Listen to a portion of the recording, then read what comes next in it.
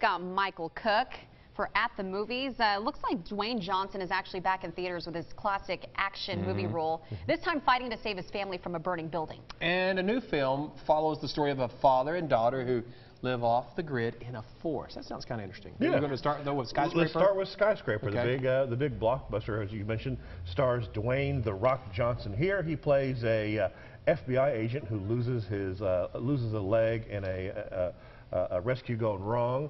He becomes a security expert, and he's in Hong Kong to check out the world's tallest skyscraper in this movie.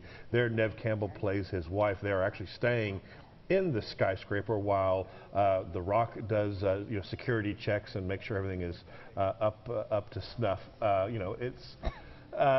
This movie, of course, then there's a gentleman owns the skyscraper, and of course there are some bad guys who want to destroy the skyscraper for reasons that become clear as the movie goes along. This is what I call a Cracker Barrel movie, meaning when you walk into the Cracker Barrel, you know what you're going to get, right? No matter if you go in Little Rock or in Texas or Missouri, you know exactly. And look, if you like the Cracker Barrel, this movie, as long as the eggs are warm, as long as the eggs are warm and the toast is crispy, you're going to be happy with what you get. Look, there's a lot of amazing pyrotechnics, and Dwayne "The Rock" Johnson has to rescue his family while at the same time fighting these, I don't know if you call them terrorists or thieves or a combination of the both, to at the same time try to figure out how to get into the skyscraper, how to fight off the fire and the bad guys all at the same time. Look,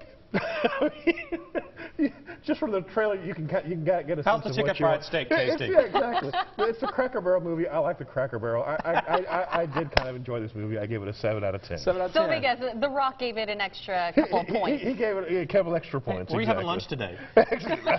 we should get like some free promos from Cracker Barrel. So the next the next movie is called Leave No Trace. This is a small independent film. It's from the same director who did Winter's Bone, which came out in 2010. And Winter's Bone, as you may recall, launched Jennifer Lawrence's career. This movie, I think, will do the same. There you see a young woman whose name is Thomasin McKenzie. I think it'll make her star as well. The basic plot is Ben Foster and his daughter, played by Mackenzie, are living in a national or state park. He is a former combat veteran who has PTSD, and he wants to live off the grid, and he can't be around people because it just it brings back these horrible memories of battle. And they are eventually, unfortunately, they're taken off the land, and they have to live in a house.